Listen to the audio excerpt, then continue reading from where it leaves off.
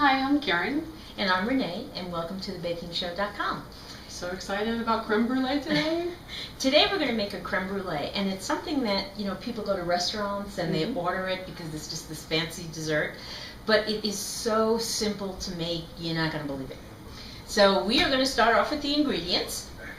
We are going to need for this recipe 1 quart of heavy cream, and you can either use 1 vanilla bean or a cheaper option and something that is just easier is vanilla paste. And 1 tablespoon of vanilla paste is equal to 1 vanilla bean.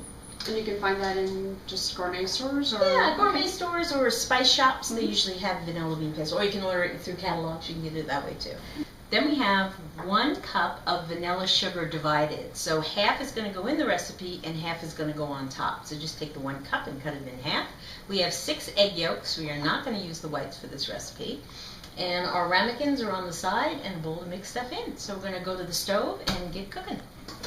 Alright, so we're going to start cooking this now. I've emptied the heavy cream, 1 quart, into, and you want to use probably a non-stick pan. So we've added that. Karen's going to pop in the vanilla.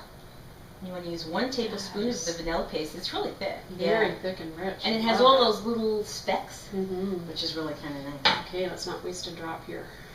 Get all that out. Okay. Perfect. And now we're just going to heat her up. And then you just want to stir this.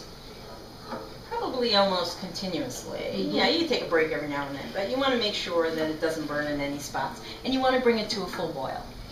Alright, so this is what you want. It's just about boiling. You can see the little boil marks along the side, and all the little specks from the beans have risen to the top. It's really kind of cool. Okay, so what we're going to do now is take this off the heat, and we're just going to let it sit and cool in about 10-15 minutes.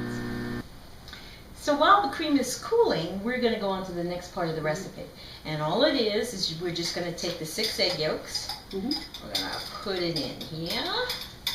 And then we're going to add 1 of the sugars, because now it's a 1/2 cup. So you add 1/2 cup of the vanilla sugar. So you don't need a mixer for this, you can just do it with a whisk? No, you just whip it. And you want to just keep beating it until you see it turn a lighter color. All right, the cream is cooled down now. And it's just about lukewarm. And then we're going to take it, we're going to pour it a little bit at a time, and we are going to whisk it into the egg mixture. So you start whisking and I'll start pouring. So we have to make sure that this is pretty cool so that it doesn't cook the eggs. You don't want it to cook the egg. That's why you want it to cool down a bit. Alright, everything is whisked together. The egg yolks and the cream and the sugar. And that's all that's in this. Now we're going to take it and we're going to fill these up to just a little bit below the brim, and then you want to add hot water to it. We just took this water and put it in the microwave for a little bit. You just want to get it steaming, you don't need it boiling, but you probably want it a little hotter than tap water. You're going to fill the water level up to 1/2 of the ramekins. Okay. So you just want it halfway. So that's all we do is we're just going to fill this up.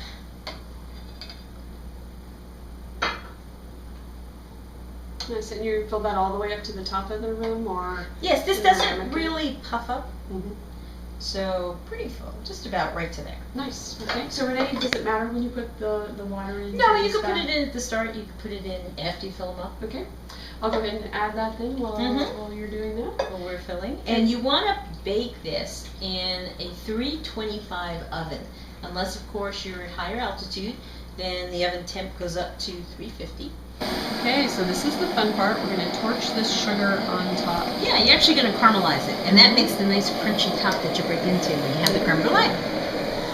So, these are done. We've caramelized them. As you can see, they look a little different. This one has vanilla sugar on top. If you're at home and you don't have vanilla sugar, you can use regular sugar. I've done that. I've made the recipe without the vanilla sugar, and it comes out fine. They both taste very well, and you'll just notice this is a lighter color. Different presentation. So, got your spoon? I got my spoon. So if you want this recipe, go to thebakingshow.com and enjoy.